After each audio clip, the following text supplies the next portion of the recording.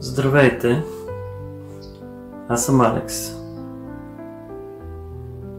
Брати и сестри, ще ви прочита една много силна молитва.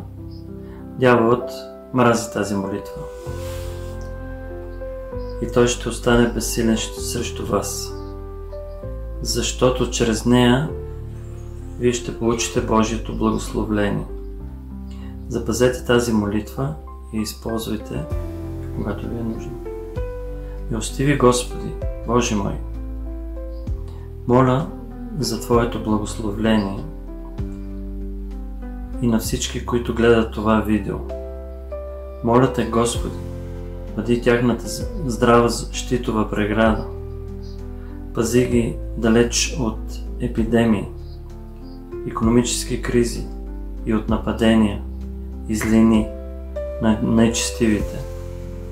Господи, гледай с милост към тяхните мисли и души. Пази телата и духовете им, семействата, живота, работата и местата, които посещават. Пази ги от всякакви страхове, тревоги, болки.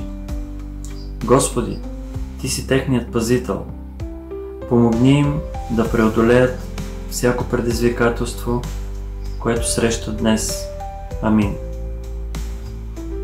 Господ казва: защото дето двама или трима са събрани в Мое име, там съм аз сред тях. Матей, глава 18, стих 20. Затова, брати и сестри, присъединете се сега към нашето молитвено общество, за да получите вие и вашите семейства Божията закрила и благословение. Ако сте съгласни, моля, харесайте, следвайте и оставете коментар.